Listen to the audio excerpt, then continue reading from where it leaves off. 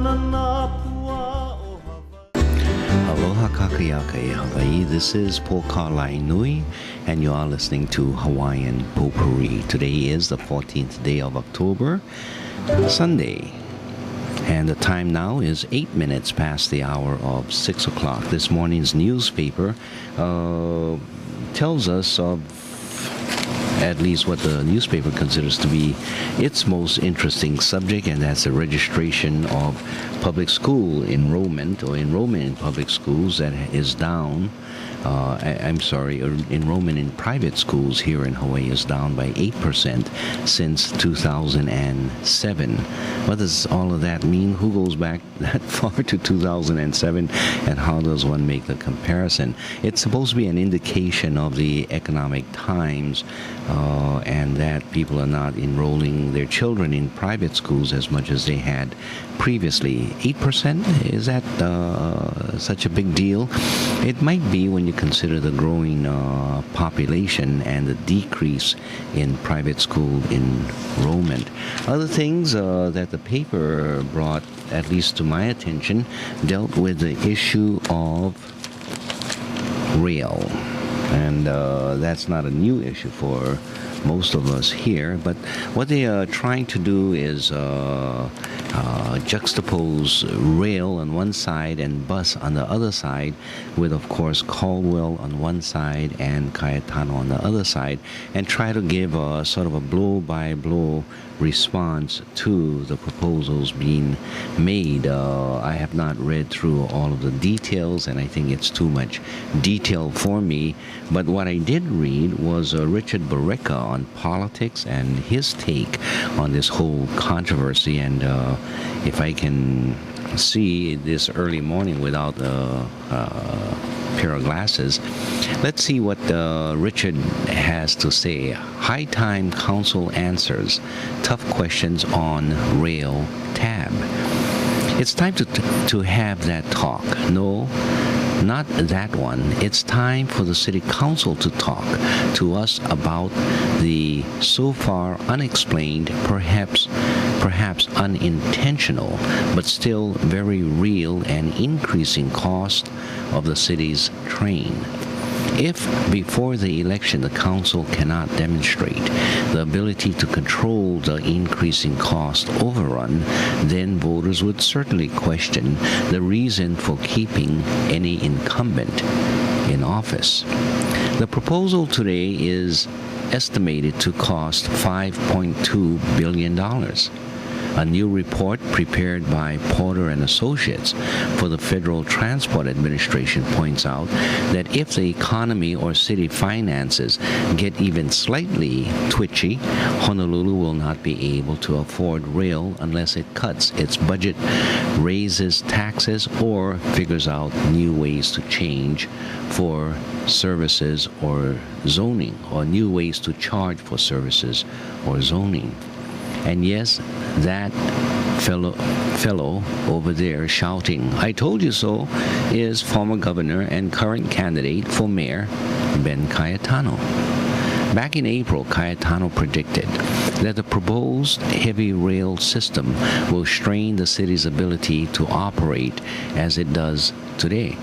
It will need to borrow more money, it will need to spend less, and more of its cash will go to paying interest on debt it owes. The hard debt load is changing the spending priorities at the city, Cayetano said of the Honolulu Authorities for Rapid Transportation, the rail's overseer. While Mayor Peter Carlisle disagreed with Cayetano's arithmetic, now the federal study is pointing to new fears about the cost of rail. The Porter report says if costs increase or tax collections waver, the only thing the city of Honolulu can do is continue the 0.5% excise tax surcharge past its 2022 expiration, or create special tax districts to extract more money. It is unclear how much political support exists or would exist to gain the necessary approvals, the report notes, for either suggestion. Hart officials took the report to mean the glass was still half full. Don Horner, Hart Finance Committee Chairman, said it shows the, quote, financial plan is reasonable when compared to other projects around the U.S. Not mentioned, however, is a recent news report reported by Kevin Dayton in the Honolulu Star-Advertiser. That story said delays are already costing the city at least an extra $114 million. The construction was halted when the city lost a state Supreme Court decision that stopped construction. Rail critics have said for more than a year that the city was needlessly rushing the rail project, and now the city is paying the price. This is where you can ask the city council, what does go slow, think before you spend taxpayers' money mean to you? The city has a $644 million contingency fund to pay for unforeseen extras. But the rail line is not built, the land for the rail is not purchased, the route through the downtown is not even settled. But the city has already spent 17% of the contingency fund. As a Porter report notes, at this time there is no additional capacity in the project financing plan to fund project cost increases or mitigate other adverse events. That means the question you want to ask the council and candidates is, will we have a train no matter what it costs?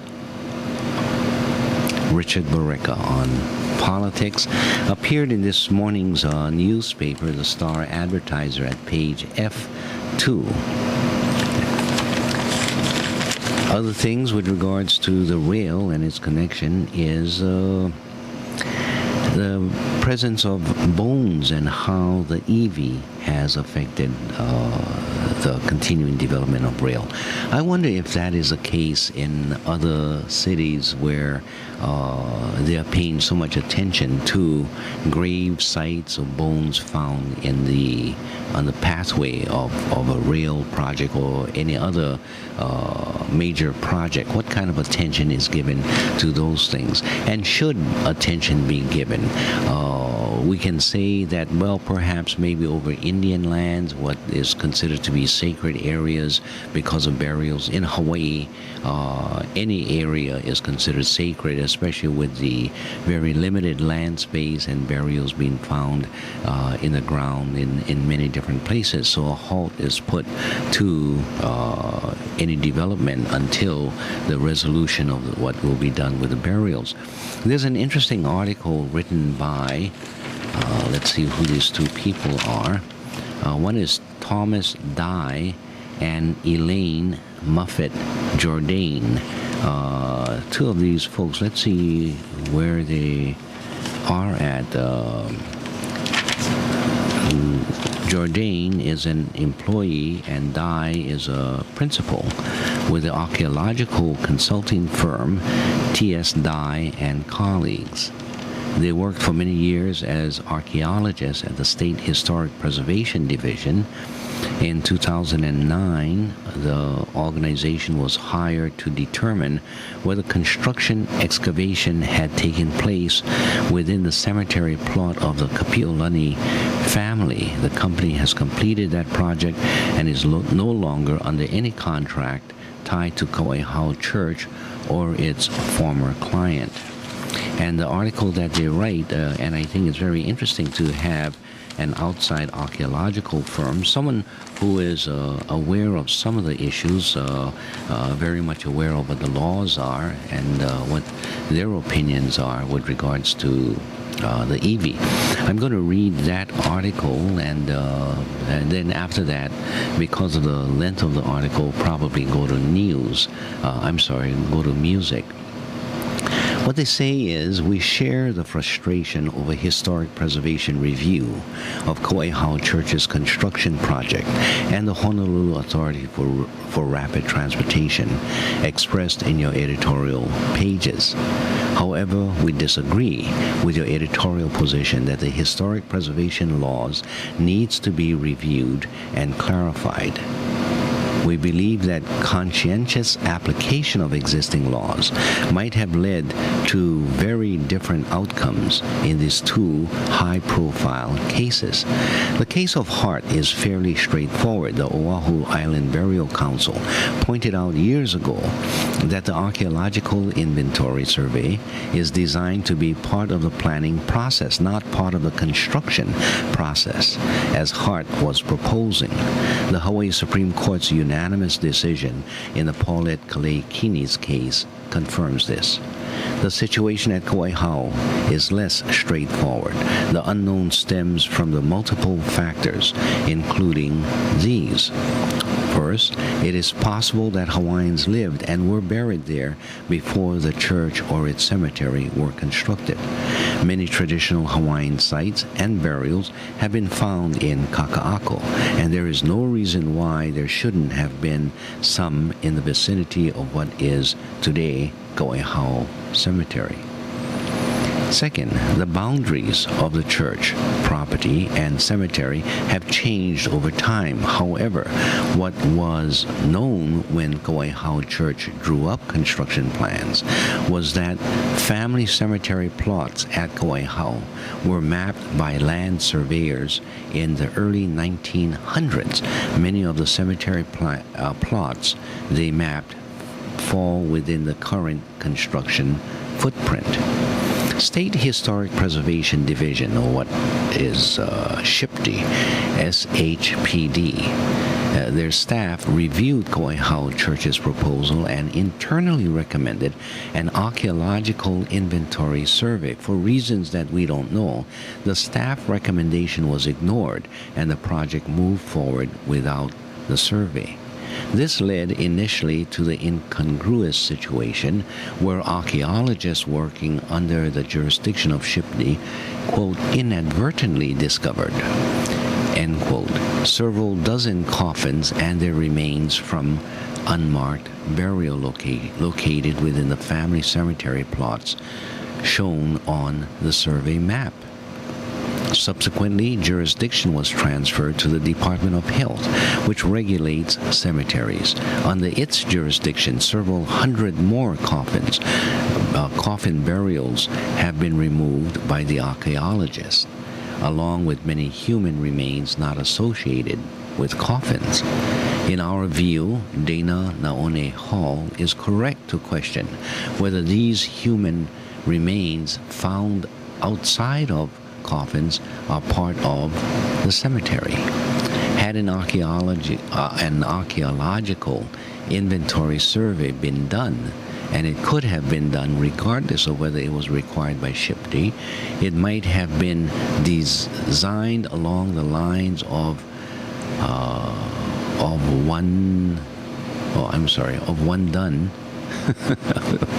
one done several years ago in a corner of the cemetery.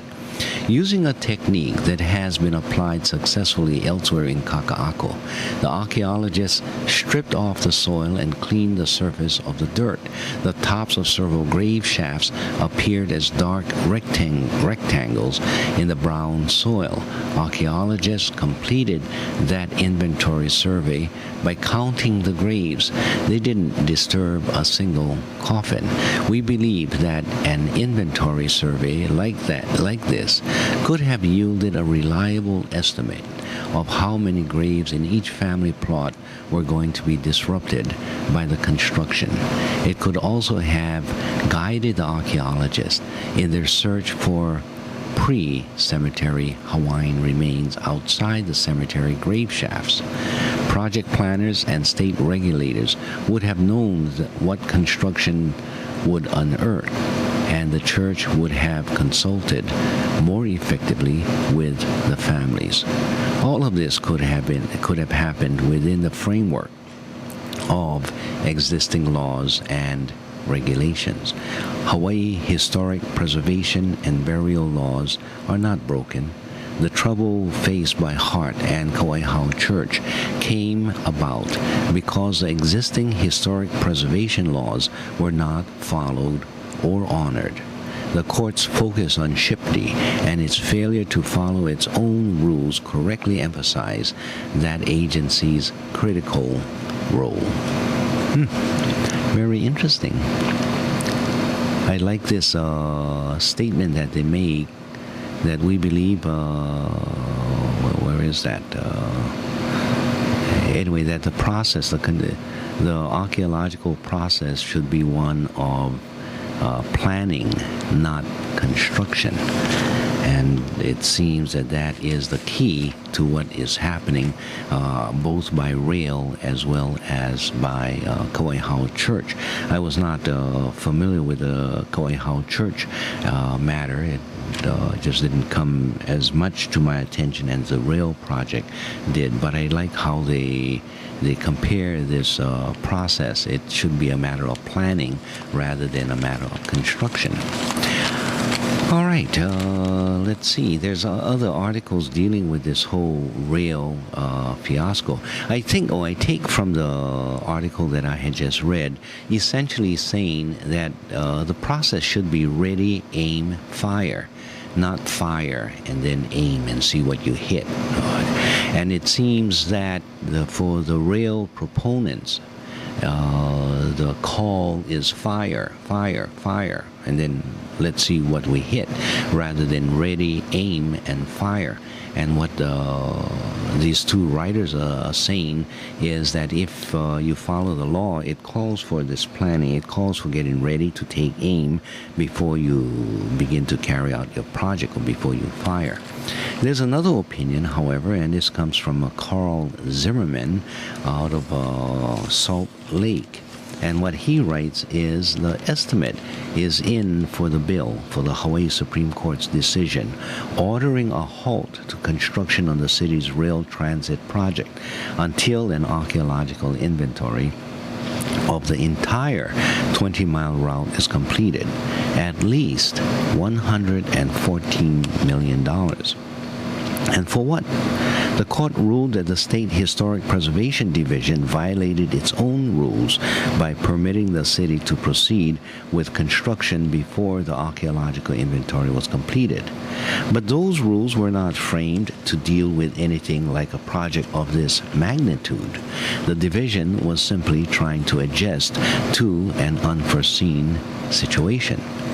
This decision is a depressing reminder of the court's earlier ruling that destroyed the super ferry and wrecked any prospect that Hawaii will have an inter-island ferry system, probably for decades. After this latest devastating decision, we can only wonder what damage this court can do.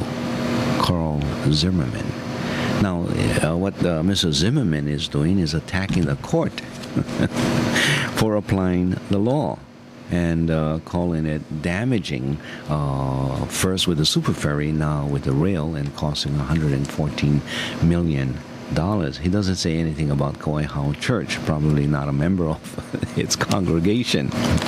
But it's interesting where he also says, but these rules were not framed to deal with anything like a project of this magnitude. And what is he implying here? That because this is a big deal, because this is dealing with a rail project, the rules should be bent around the law? Or that the law should be bent to allow for the rail project to go ahead and just gallop away, just like what he would propose should have happened with the super ferry? And is that what the rules or laws are meant for? If the project is too big, or if the individual is too big, then they can subvert the law? I would be somewhat embarrassed to have written a similar letter like what Mr. Zimmerman wrote, because of the internal logic, the consistency is not there. Next, we have another one. It says, presence of EV should not stop rail. Life is for the living. As regards the rail line, do not redesign and reroute the planned rail route every time human remains are found on that route. Instead, the found human remains could be placed back in the ground close to where they were found, as some people want, or placed in a monument like the one in Waikiki near the zoo. If the rail lines were redirected every time remains are found, the rail route could end up being a crazy, zigzag, inefficient route that would negatively affect its effectiveness and benefits intended. And that's written by Stephen Kabei, K-A-B-E-I. Both Stephen and Carl Zimmerman are from Salt Lake. I wonder if they live with one another or they've discussed the letter before sending it out. With regards to Stephen's article, it's essentially life is for the living, as he begins. And do we pay no attention to the culture of other people, the sacredness of things considered sacred by the society? Suppose a rail line was projected to go over Arlington National Cemetery. Would you support that? Or would you suggest that it should be diverted? What people are saying here is that rather than even beginning the rail process and designing the route of the rail, at least you should know and you should explore, you should investigate what you're going to cross over, and then do the planning of what the route should be, rather than vice versa. Just plan the route and move anything that you find in its way and replace it or place it in some other direction.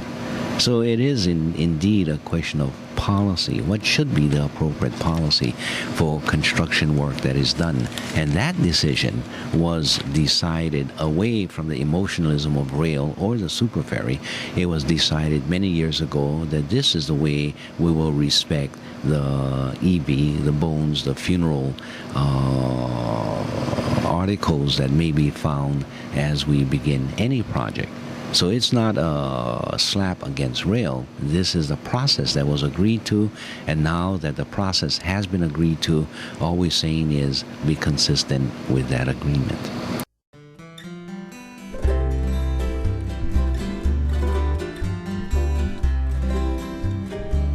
Kaulana na pua o Hawaii,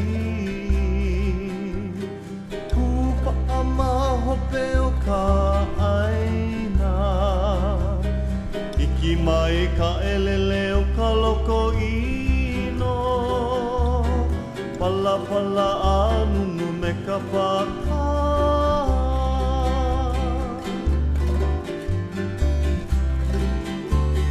Pane mai Hawaii moku o ke ave, koku ana honoa o Pilani, ka ko'o mai kaua I o mano, pa'apu me ke one o ka kuhi hewa.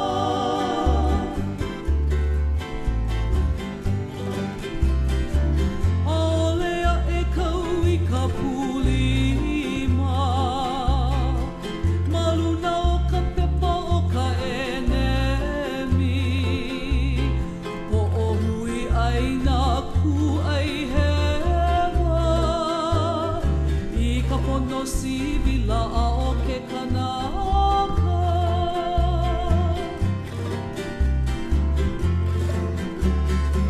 Aole makoa e minamina, I ka pu'ukala o ke aupuni, ua lava mako I ka pohaku, I ka ai ka maha